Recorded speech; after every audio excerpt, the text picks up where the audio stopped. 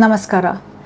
Diabetes ಬಂದ ಕೂಡಲೇ ಮೊದಲ ಪ್ರಶ್ನೆ ಎಲ್ರಿಗೂ ಬರೋಂಥದ್ದು, ನಾನು ಹಾಗಾದರೆ ಇನ್ನು ಜೀವನ ಪರ್ಯಂತ ಸ್ವೀಟ್ ತಿನ್ನಲೇಬಾರ್ದಾ, ಸ್ವೀಟ್ ತಿಂದರೆ ನನಗೆ ಇದ್ದಕ್ಕಿದ್ದಂಗೆ ಜಾಸ್ತಿ ಆಗುತ್ತಾ, ಈ ಥರ ಪ್ರಶ್ನೆಗಳು ಹಲವಾರಲ್ಲಿ ಬರುತ್ತೆ.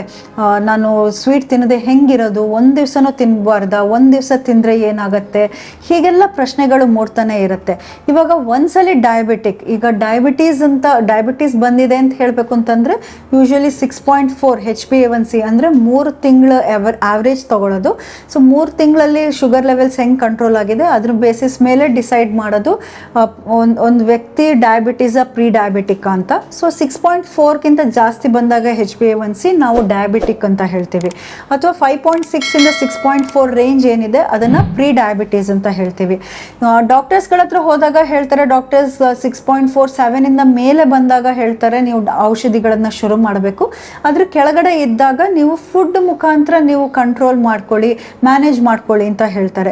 ಸೊ ಮೊದಲಿಗೆ ಡಯಾಬಿಟೀಸ್ ಅಂದ ತಕ್ಷಣ ತಲೆಗೆ ಬರೋದೇನು, ಸಕ್ಕರೆ ಬಳಸೋದು ನಿಲ್ಲಿಸ್ಬೇಕು ಅಥವಾ ಸ್ವೀಟ್ಸ್ ತಿನ್ನೋದನ್ನು ನಿಲ್ಲಿಸ್ಬೇಕು ಅಂತ ಹೇಳೋದು ಫಸ್ಟಿಗೆ ಬರೋಂಥದ್ದು.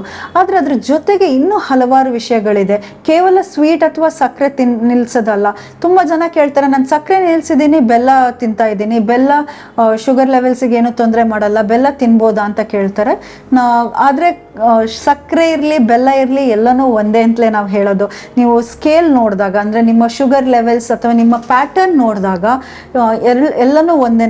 ಬೆಲ್ಲ ತೊಗೊಂಡ್ರು ಅಥವಾ ಸಕ್ಕರೆ ತೊಗೊಂಡ್ರು ನಿಮ್ಮ ಶುಗರ್ ಸ್ಪೈಕ್ ಏನಾಗುತ್ತೆ ಅದು ಎಲ್ಲನೂ ಒಂದೇ ಆಗಿರುತ್ತೆ. ಸೊ ನಾನು ಬೆಲ್ಲ ತೊಗೋತಾ ಇದ್ದೀನಿ ಅಂತ ಹೇಳ್ಕೊಂಡು ನಿಮ್ಮ ಶುಗರ್ ಮೇಂಟೈನ್ ಮಾಡ್ತೀರಾ ಅಂತಂದರೆ ಖಂಡಿತ ಅದು ಆಗಲ್ಲ. ಇನ್ನು ಸ್ವೀಟ್ಸ್ ತಿನ್ನೋ ಬಗ್ಗೆ ಮೇಯ್ನಾಗಿ ಅದೇ ಕಂಟ್ರೋಲ್ ಇರಬೇಕಾಗಿರೋಂಥದ್ದು ಸ್ವೀಟ್ಸ್. ಸೊ ಯಾವುದೋ ಒಂದು ದಿವಸ ಸ್ವೀಟ್ ತಿನ್ಬೋದಾ ಅಂತ ಅಂದರೆ ಖಂಡಿತವಾಗ್ಲೂ ಓಕೆ, ಆದರೆ ಪೋರ್ಷನ್ ಕಂಟ್ರೋಲ್ ಇರಬೇಕು. ಇವಾಗ ಯೂಶ್ವಲಿ ಏನಾಗುತ್ತೆ ಅಂತಂದರೆ, ಈಗ ಸ್ವೀಟ್ ತುಂಬ ಇಷ್ಟಪಡೋರು ಅಥವಾ ಈಗ ಸ್ವೀಟ್ ತಿನ್ನಬಾರ್ದು ಅಂತ ಹೇಳ್ತಾರಲ್ಲ, ಆವಾಗ ನಮಗೆ ಜಾಸ್ತಿ ಬೇಕು ಅಂತ ಅನ್ಸೋದು. ಯಾವುದೇ ವಿಷಯ ಆಗಿರಲಿ ಅಥವಾ ಯಾರೇ ಆಗಿರಲಿ, ಮಾಡಬೇಡ ಅಥವಾ ಮಾಡಬಾರ್ದು ಅಂತ ಏನಿರುತ್ತೋ ಅವುಗಳನ್ನೇ ಮಾಡಬೇಕು ಅಂತ ನಮಗೆ ಜಾಸ್ತಿ ಅನ್ಸೋದು. ಸೊ ಈ ಶುಗರ್ ಸಮಸ್ಯೆದಲ್ಲೂ ಅದೇ ಆಗೋದು. ಸಕ್ಕರೆ ತಿನ್ನಬೇಡ, ನೀನು ಸ್ವೀಟ್ ತಿನ್ನಬಾರ್ದು ಅಂತ ಹೇಳಿದಾಗ್ಲೇ ಜಾಸ್ತಿ ಮನಸ್ಸಿಗೆ ಬರೋದು ಸ್ವೀಟ್ ಬೇಕು ಅಂತ. ಅಲ್ಲಿ ತನಕ ಒಬ್ಬ ವ್ಯಕ್ತಿ ಕೆಲವೊಂದ್ಸಲಿ ಹೆಂಗಿರುತ್ತೆ ಅಂತಂದರೆ ಸ್ವೀಟೇ ತಿಂತಿರಲ್ಲ, ಆದರೆ ಡಯಾಬಿಟಿಕ್ ಅಂತ ಗೊತ್ತಾದ ತಕ್ಷಣ ಏನನ್ಸುತ್ತೆ, ನಾನು ಸ್ವೀಟ್ ಬೇಕು, ನಾನು ಸ್ವೀಟ್ ತಿನ್ನಬೇಕು, ತುಂಬ ಕಾನ್ಷಿಯಸ್ ಶುರು ಆಗುತ್ತೆ. ಸೊ ಇಂಥ ಸಂದರ್ಭದಲ್ಲಿ ನಾವು ಹೇಳ್ತೀವಿ, ಯಾವುದೋ ಒಂದ್ಸಲಿ ಸ್ವೀಟ್ ತಿನ್ಬಹುದು, ಈಗೇನು ಕಟ್ನಿಟ್ಟಾಗಿಲ್ಲ, ಯಾವುದೋ ಒಂದು ದಿವಸ ತಿಂದಿದ್ರಲ್ಲಿ ಜೀವಕ್ಕೆ ಹಾನಿ ಆಗುತ್ತೆ ಅಂತ ಹೇಳಕ್ಕೆ ಬರಲ್ಲ. ಅಥವಾ ಇವಾಗ ಹಬ್ಬ ಹರಿದಿನಗಳಲ್ಲಿ ಖಂಡಿತವಾಗ್ಲೂ ಸ್ವೀಟನ್ನು ತಿನ್ಬೋದು. ಈಗ ಮೊದಲಿನ ಕಾಲಕ್ಕೆ ಕಂಪೇರ್ ಮಾಡಿ ನಾವು ಜಾಸ್ತಿ ಸ್ವೀಟ್ ತಿಂತಾ ಇದ್ದೀವಿ.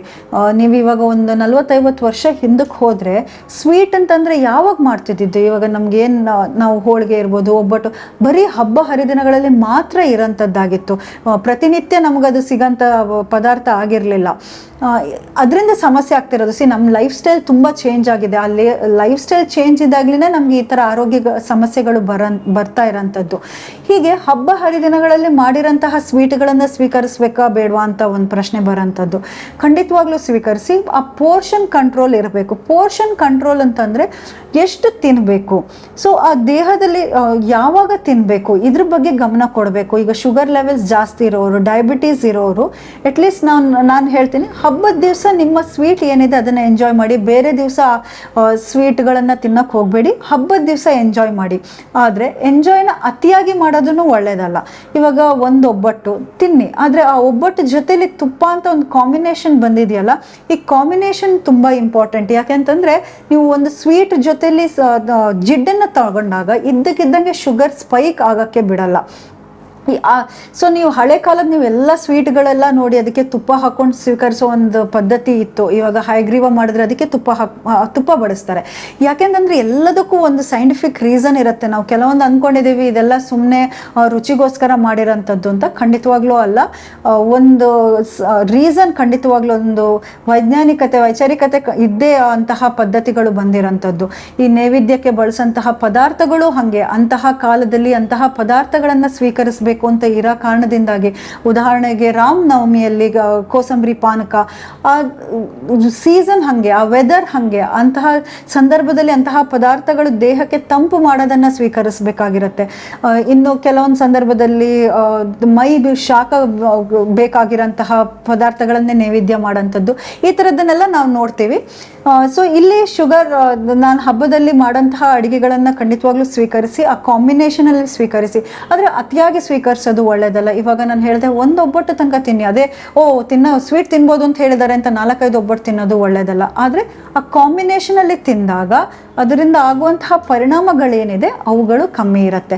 ಜೊತೆಗೆ ಇನ್ನು ಕೆಲವೊಂದು ಸತಿ ಕಂಟ್ರೋಲ್ ಇರಲ್ಲ. ಇವಾಗ ನಾನು ಹೇಳ್ತೀನಿ ಅಯ್ಯೋ ನೀವು ಒಂದು ಒಬ್ಬಟ್ಟು ಅಂತ ಹೇಳಿದರೆ ಹೆಂಗೆ ಒಂದು ಒಬ್ಬಟ್ಟಲ್ಲಿ ನಿಲ್ಸೋಕ್ಕಾಗತ್ತೆ? ತುಂಬ ಜನರಿಗೆ ಅದು ಪ್ರಾಬ್ಲಮ್. ಈಗ ಬರ್ಫಿಗಳು ಮಾಡಿದಾಗ ಅಥವಾ ಉಂಡೆಗಳು, ಲಡ್ಡುಗಳು ಮಾಡಿದಾಗ ಒಂದಕ್ಕೆ ನಿಲ್ಸೋಕ್ಕಾಗಲ್ಲ. ಯಾಕೆಂತಂದರೆ ಒಂದು ತಿಂದ ತಕ್ಷಣ ಇನ್ನೊಂದು ಸ್ವಲ್ಪ ಹೊತ್ತಲ್ಲಿ ಇನ್ನೊಂದು ಬೇಕು ಅನಿಸುತ್ತೆ. ಈ ಥರ ಸೈಕಲಾಜಿಕಲ್ಲಿ ಅನಿಸುತ್ತೆ ಅಂತ ತುಂಬ ಜನ ಹೇಳ್ತಾರೆ. ಸೊ ನಾನು ಅದಕ್ಕೆ ಒಂದು ಟಿಪ್ ಯಾವಾಗಲೂ ಹೇಳ್ತೀನಿ ನನ್ನ ಕ್ಲೈಂಟ್ಸ್ಗಳಿಗೆ, ಏನು ಅಂತಂದರೆ, ನೀವು ಒಂದು ಸ್ವೀಟ್ ತಿಂದರೆ ಸ್ವೀಟ್ ತಿಂದ ತಕ್ಷಣವೇ ನೀರು ಕುಡಿಬೇಕು. ಫಸ್ಟೇ ಡಿಸೈಡ್ ಮಾಡಬೇಕು, ನಾನು ಇಷ್ಟೇ ಸ್ವೀಟ್ ತಿನ್ನೋದು. ಒಂಥರ ಕಂಟಿನ್ಯೂಸ್ ಆಗಿ ತಿಂತಾ ಇರೋದಲ್ಲ. ಯಾಕೆಂತಂದರೆ ಗೊತ್ತಿರಬೇಕು ನಮ್ಮ ಆರೋಗ್ಯಕ್ಕೆ ಯಾವ್ದು ಸರಿ ಯಾವ್ದು ತಪ್ಪು ಅಂತ. ಸೊ ನನಗೆ ಜಾಸ್ತಿ ತಿಂದರೆ ನನ್ನ ದೇಹಕ್ಕೆ ಸರಿ ಹೋಗಲ್ಲ, ನಾನು ಜಾಸ್ತಿ ತಿನ್ನಬಾರ್ದು. ಸೊ ನಾನು ಇವತ್ತು ಇಷ್ಟೇ ತಿನ್ನೋದು, ಇಷ್ಟು ಸ್ವೀಟ್ ನನಗಿವತ್ತು, ಸೊ ಒಂದು ಉಂಡೆ ನಾನು ಇವತ್ತು ತಿನ್ನೋಂಥದ್ದು. ಸೊ ಉಂಡೆ ತಿಂದ ತಕ್ಷಣವೇ ಚೆನ್ನಾಗಿ ನೀರು ಕುಡಿಬೇಕು ಅಥವಾ ಚೆನ್ನಾಗಿ ಬಾಯಿ ತೊಳಿಬೇಕು ಅಂತ ನಾನು ಹೇಳ್ತೀನಿ.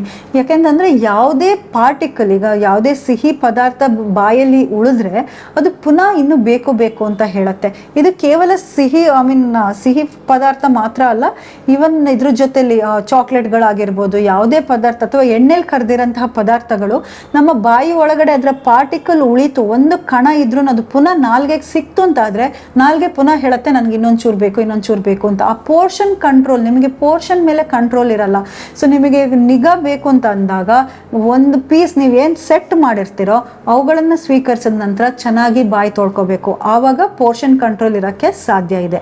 ಇನ್ನು ಜೊತೆಗೆ ಯಾವಾಗ ತಿನ್ನೋದು ಅದು ಇಂಪಾರ್ಟೆಂಟ್. ನಾವು ಯಾವಾಗಲೂ ಸ್ವೀಟನ್ನು ಬರೀ ಇನ್ ಬಿಟ್ವೀನ್ ತಿನ್ನಬಾರ್ದು ಅಂತ ಹೇಳ್ತೀವಿ. ಊಟದ ಜೊತೆಗೆ ತಿನ್ನಿ. ಫಸ್ಟ್ ಚೆನ್ನಾಗಿರೋಂತಹ ನಾರಿನಾಂಶ ಇರೋಂತಹ ಪದಾರ್ಥಗಳು, ಬೇಳೆ, ತರಕಾರಿಗಳನ್ನೆಲ್ಲ ತಿಂದು ಅದಾದಮೇಲೆ ಸ್ವೀಟ್ ತಿನ್ನಿ. ನೋಡಿ, ನೀವು ನಮ್ಮ ಹಬ್ಬದ ಊಟದಲ್ಲಿ ಬಡಿಸ್ಬೇಕಾದ್ರೆ ಸ್ವೀಟ್ ಆಲ್ಮೋಸ್ಟ್ ಎಂಡಲ್ಲಿ ಬರೋದು, ಫಸ್ಟಿಗೆ ಬಂದು ಫುಲ್ ಪಾಯಸ ಬಡಿಸಲ್ಲ. ಯಾಕೆಂತಂದ್ರೆ ಸ್ವೀಟ್ ಬಡಿಸಲ್ಲ. ಯಾಕೆಂತಂದ್ರೆ ಅದೊಂದು ಪದ್ಧತಿಯಲ್ಲಿ ಬಂದಿರೋಂಥದ್ದು. ಬೇಸಿಕಲಿ ಏನು ಅಂತಂದರೆ, ಫಸ್ಟ್ ನೀವು ನಾರಿನಾಂಶ ಎಲ್ಲ ತಗೊಂಡು ಅದ್ರ ಬೇಸ್ ಸೆಟ್ ಮಾಡಿ ಅದ್ರ ಮೇಲೆ ಸ್ವೀಟ್ ಹಾಕೊಂಡಾಗ ಇದ್ದಕ್ಕಿದ್ದಂಗೆ ಡೈಜೆಷನ್ ಆಗಿ ಶುಗರ್ ಸ್ಪೈಕ್ ಆಗಲ್ಲ. ಒಂದು ಸ್ಲೋ ರಿಲೀಸ್ ಆಗೋಕ್ಕೆ, ನಾರಿನಾಂಶವನ್ನೆಲ್ಲ ಡೈಜೆಸ್ಟ್ ಮಾಡಿ ಆಮೇಲೆ ಈ ಶುಗರ್ಸಿಗೆ ಅದು ಬರೋಂಥದ್ದು. ಹೀಗೆ ಯಾವ ಸಂದರ್ಭದಲ್ಲಿ ನಾನು ಯೂಶ್ವಲಿ ಹೇಳ್ತೀನಿ, ಸ್ವೀಟ್ ತಿನ್ನಬೇಕು ಅಂತಿದ್ರೆ ನಿಮ್ಮ ಮೇನ್ ಮೀಲ್ಸ್ ಅಂತಂದರೆ ಇವಾಗ ಮಧ್ಯಾಹ್ನದ ಊಟದಲ್ಲಿ ತಗೊಳ್ಳಿ. ರಾತ್ರಿಯಲ್ಲಿ ಅಗೇನ್ ತೊಗೊಳ್ಳೋದು ಒಳ್ಳೆಯದಲ್ಲ. ಯಾಕೆಂತಂದರೆ ಜಾಸ್ತಿ ಆ್ಯಕ್ಟಿವಿಟಿ ಇರಲ್ಲ, ನಾವು ಬರ್ನ್ ಮಾಡಲ್ಲ, ಶುಗರ್ ಲೆವೆಲ್ಸ್ ಜಾಸ್ತಿ, ಆ್ಯಕ್ಟಿವಿಟಿ ಕಮ್ಮಿ ಇರುತ್ತೆ. ಅದಕ್ಕೆ ಮಧ್ಯಾಹ್ನ ತೊಗೊಳ್ಳೋದು ತುಂಬ ಒಳ್ಳೆಯದು. ಊಟದ ಜೊತೆಗೆ ತೊಗೊಂಡಾಗ ನೀವು ಜಾಸ್ತಿ ಕ್ಯಾಲರೀಸು ಆಗಿರಲ್ಲ, ಜಾಸ್ತಿ ಶುಗರ್ ಸ್ಪೈಕ್ ಆಗದೆ ಇದ್ದಂಗೆ ಮೇಂಟೈನ್ ಮಾಡೋಕ್ಕೆ ಸಾಧ್ಯ ಇದೆ. ಸೊ ಹಬ್ಬದ ಊಟದಲ್ಲಿ ಅಥವಾ ಯಾವುದೇ ಫಂಕ್ಷನ್ಸಿಗೆ ಹೋದಾಗ್ಲೂ ಪೋರ್ಷನ್ ಕಂಟ್ರೋಲ್ ಪ್ಲಸ್ ಯಾವುದ್ರ ಜೊತೆಲಿ ತಿಂತೀರಾ ಅದ್ರ ಮೇಲೆ ನಿಮ್ಮ ಶುಗರ್ ಲೆವೆಲ್ ಡಿಪೆಂಡೆಂಟ್ ಆಗಿರೋಂಥದ್ದು. ಸೊ ಎಲ್ಲವನ್ನು ಗಮನದಲ್ಲಿ ಇಟ್ಟುಕೊಂಡು ಸ್ವೀಕರಿಸಿದಾಗ ಆರೋಗ್ಯನ ಚೆನ್ನಾಗಿ ಕಾಪಾಡ್ಕೊಳ್ಳೋಕ್ಕೆ ಸಾಧ್ಯ ಇದೆ.